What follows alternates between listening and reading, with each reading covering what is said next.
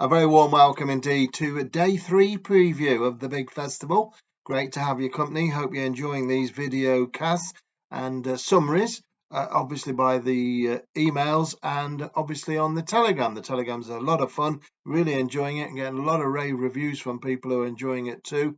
And it's with you throughout the afternoon, sort of thing, from 1:30 right through to the end. And I hope it keeps you company and enjoy it. And oh yeah, and it's just good for me as it is for you as well. I really enjoy your company, and it's great. And love all the feedback what's coming through, and onward and upward we go. Well, we're going to day 3 now of the big four, and the big four, of course, is Gold Cup Day. More about that tomorrow for Friday's action.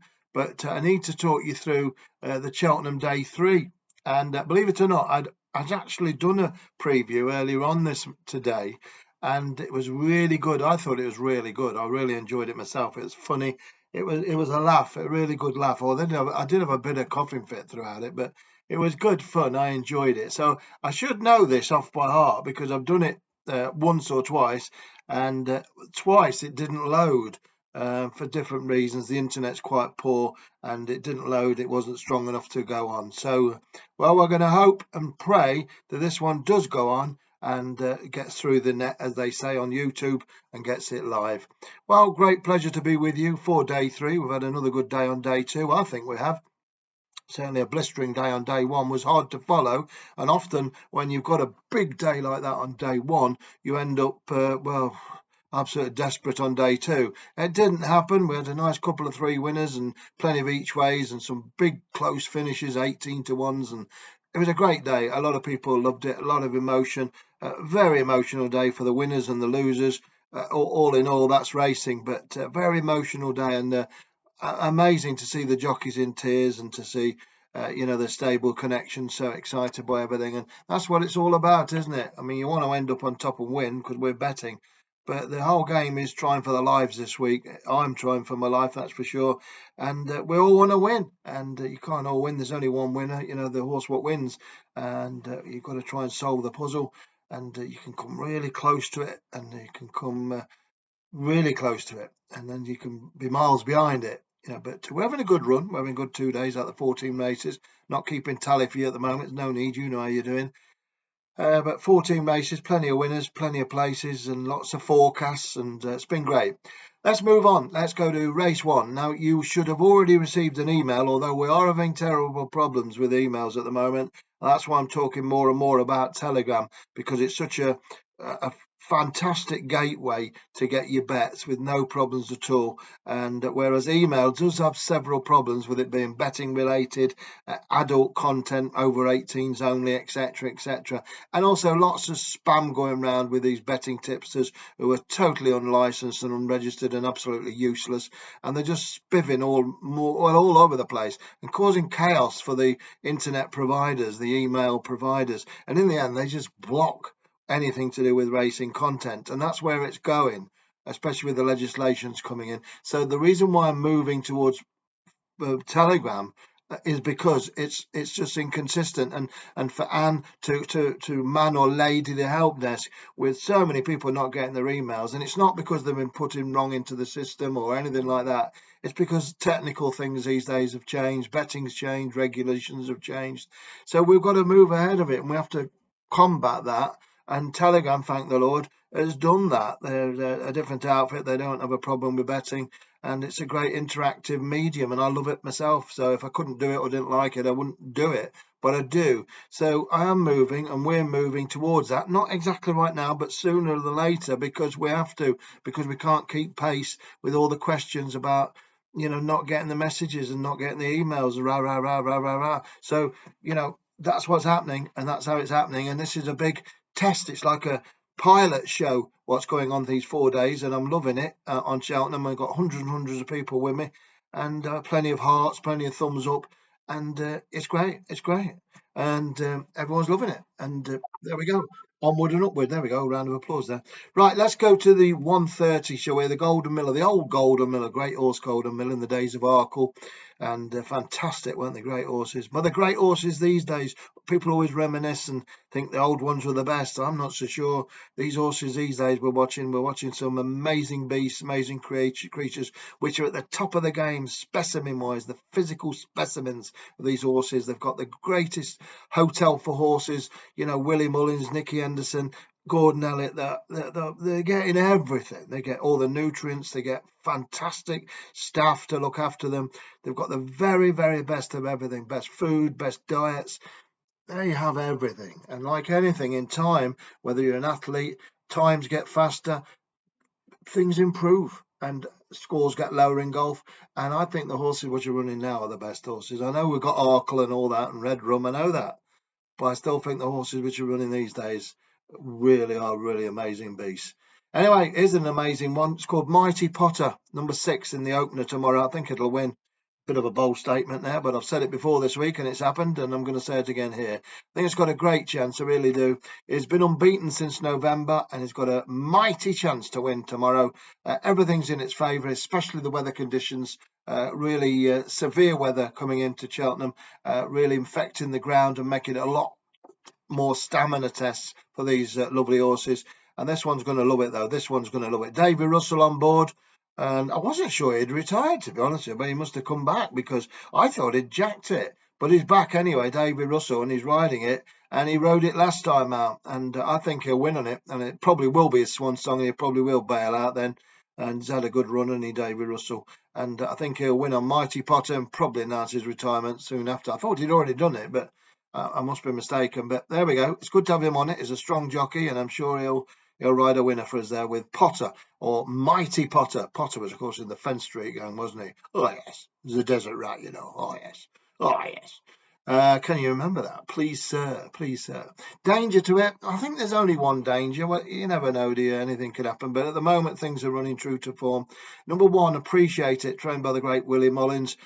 Very nice horse, 9-year-old. If we could have a bet on this, place only, I'd go Appreciate It, place only. I think it'd be about even money, 4 to 5. So if you like that type of thing, a lot of people bet place only.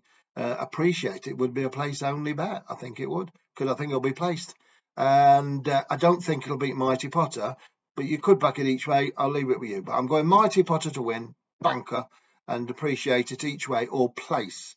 That's in the 130 there at Cheltenham. Now, the second race on the card, I'm all over this. It's a big one. It's a 10-1 poker. It's called Good Time Jonny. Now, it's trained by a very, very astute man indeed, Tony Martin. Tony Martin, I've known him of old, and he's had some enormous jobs, some massive gambles landed.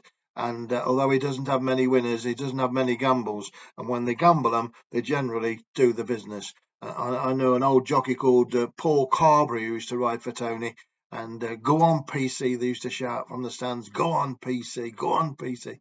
And PC used to go on. Carberry was a waiting jockey, and he'd come through like a hot knife through butter with Tony Martin's money on, the stable, cash, and all the boys and girls who were on it, big time Tony Martin jobs. Well, it's like the old times have come back, because Good Time Jonny is one of those well laid out opportunity punts. 10-1 it is, and I think with the bookies paying 6 places, looks something to bet on. He's put young Liam McKenna on it, who claims £5. I think that's a good plan, that's for sure.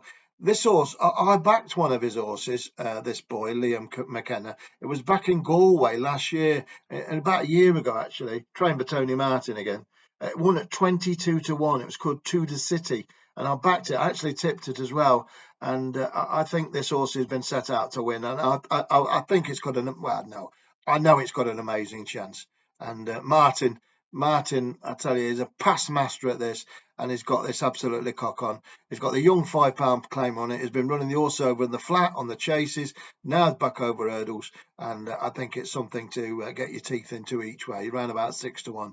I like this horse, Jonny. I think he can win the big pot. And a Good Time Jonny for me is the one to be on. I could talk about him all day, because I do like the horse. And I know I tipped CORACH Rambler when it won the other day, and the Ultima at 12-1 into 6-1. Can't forget that. I'll never forget that. Don't think you will. It was great, wasn't it, for Lucinda Russell? But Good Time Jonny could do exactly the same and sweep through this and win. It's a big field, loads of runners, 24 runners, I think. 24 go to post. but there's a big chance for Good Time Jonny to do the business. A lot of dangers. I've named one. The boss is Oscar. Gordon Elliott, we've just been talking about him in the first race. He trains the 8-year-old. I think it's well handicapped. It's got a young claimer on it called Ben Harvey, who's very good. And I think both these claimers are good. Liam McKenna and Ben Harvey, both very good jockeys, youngsters. More and more young jockeys are coming into the game now who are really talented. And again, we're talking jockeys getting better, aren't we? All say whatever. It could be Tony McCoy was the best, although the old ones are the best. You know, Gordon Richards, whatever. Lester Piggott. They all say Lester Piggott was the best. The jockeys they're riding now are unbelievable. They're much fitter. They're much stronger. They're just better and better, in my opinion. And people, it's all down opinion, but I'm telling you what I think. It's because everything improves, and people learn from the past so they can work. If you're a big fan of Lester Piggott and you're a jockey, you'd get better because you're watching Lester Piggott, and the same goes for Tony McCoy. If you're a jockey now, that your idol would have been Tony McCoy, well, you're going to get better than him, aren't you? Boxers are getting better. Everything's getting better. So that's how I see it. The boss is Oscar. Anyway, good chance each way. I think both of them can frame, and I think Good Time Jonny can win. Let's hope so. Good old Jonny with a big pot. That'd be lovely. The Ryanair Chase. I'm not going to talk long about this one because I think Shishkin's a good thing. It's number 9, trained by Nicky Henderson. I think you all know a lot about this horse. It's a class act, a very famous horse, and well loved by the public. I think he'll be another winner for Nico de Boinville and Nicky Henderson. I really do. I'm not going to talk too much about it. He will stay, and that's good. Again, the weather's come to give him more stamina because he does stay. And he could have gone for the Gold Cup. Henderson's chose this. I think it's a double your money bet, to be honest with you. I think he'll win, barring accidents, and I hate that to happen. The outsider, well, not outsider, but the danger would be Janadel for me. Willie Mullins' horse, Mark Walsh on board for the McManus team, and Janabel's not run. I think it's ranked twice, isn't it? Spring to mind, because I'm doing this off the top of my head just about here. So Janadel each way is the danger. I'm not calling it a danger as such. Is the alternative option if you want to have an each way bet on Janadel. But usually, like I say, it's 6 points or 7 points on the, not 6 points, but 60%, 70% on your stake on the top pick and 30 on the other. That's probably a bit heavy doing that. It's probably 70% on Shishkin and 30 on the other here, 1.5 each way. If you know what I'm talking about, I did a staking plan video and I told people to have 66% of the stake on my best pick. My goodness, the emails are coming in now. These are emails alerts telling me things.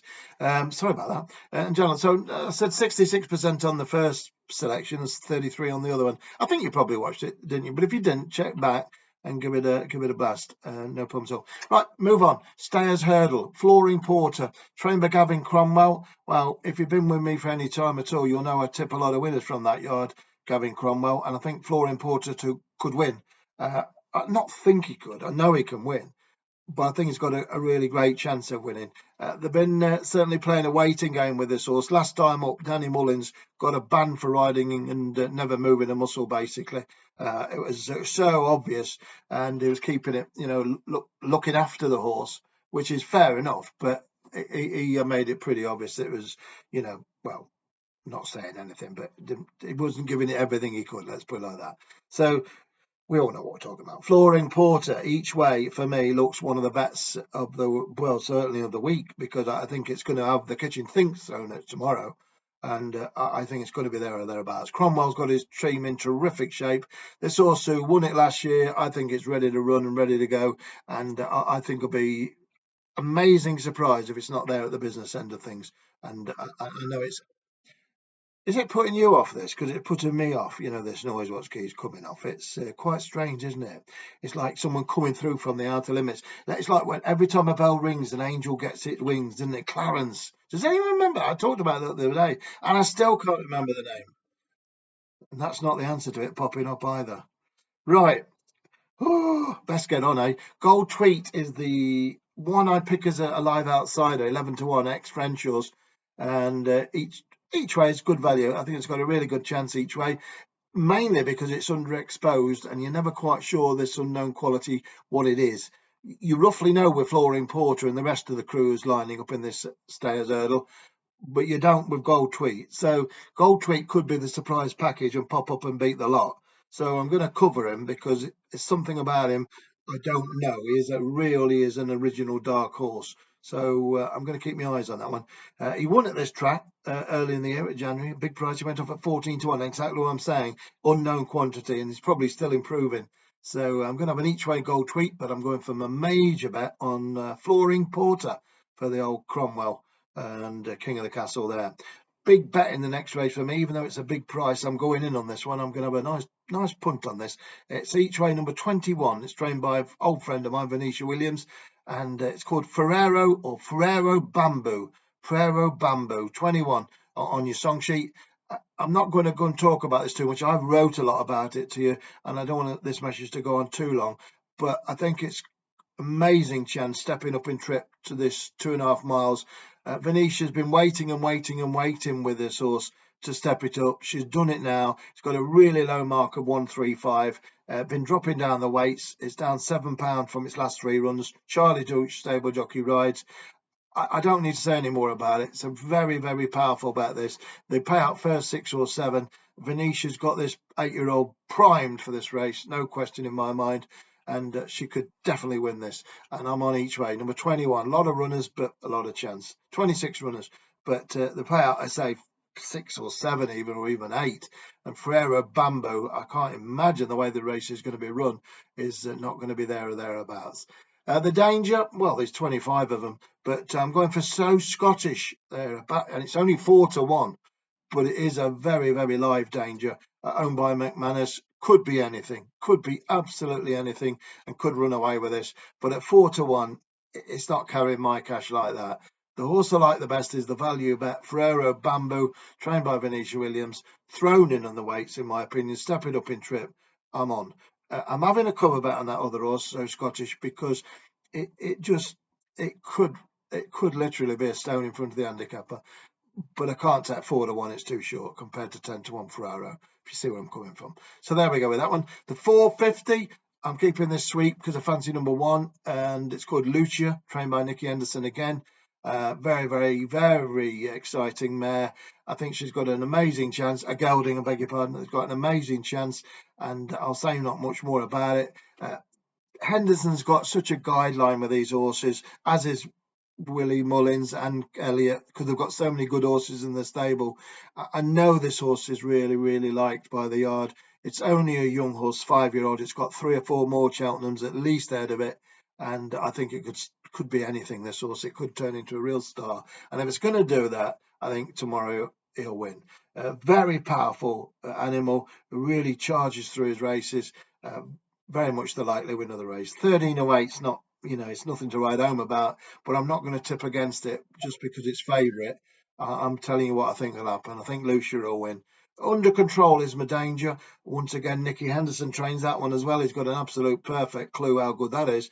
And this one's written by Mark Welsh. I must apologise for these noises. It's coming through information for tomorrow and everything else. Very unexposed type, and I think it could be there or thereabouts placed. I do. But I think Lucia has to be my pick without a doubt. Last race of the day, I'll keep it sweet. The Kimmuir, one of my favourite races, and one of my horses in here I think could well win, is number 22. It's called Angel's Dawn. Angel's Dawn. A lovely 8-year-old mare who's got a great chance, running off a mark of 131, trained by Sam Curling. Very underestimated trainer, and I think the race is going to be run to suit. Likes to come with a late flourish, likes to come from behind. The race is going to be run at a hell of a speed, and with the ground conditions, they're going to fall to pieces, fall in a hole, and it could be run to set up the closers, and Angel's Dawn will be doing exactly that. As I say, so I think the race is going to be run to suit. The jockey on board, PA King, is a real good boy, like a lot of these young jockeys around. We just talked about that. There's some really good young jockeys, and PA King is one of the champion point-to-point youngsters in Ireland, and he's riding this horse, and he's got a great chance of winning at Cheltenham for the first time. And very, very talented young jockey. Number 22, Angel's Dawn, to win the finale of the Kimmuir and send us home happy once again. The dangers, I've put Beauport, Mr. Incredible there. Very difficult race, very difficult. But I do think Angel's Dawn's got a lot going for it, with the makeup of the race and the style of it runs and everything else about it. So I'm going to say Beauport's got a chance, reverting to handicaps. Mr. Incredible's an unknown quantity. There we go. And so are many others. But I go for Angel's Dawn with a degree of confidence. And there we go. Well, I've finally done it. I don't know how long that's took. 19 minutes. My goodness, it feels like I've been on 2 minutes. I need to lie down. Have a great day. Whatever you're doing, take care of yourselves. Enjoy every minute of it. It's been a great Cheltenham so far. It can only get better.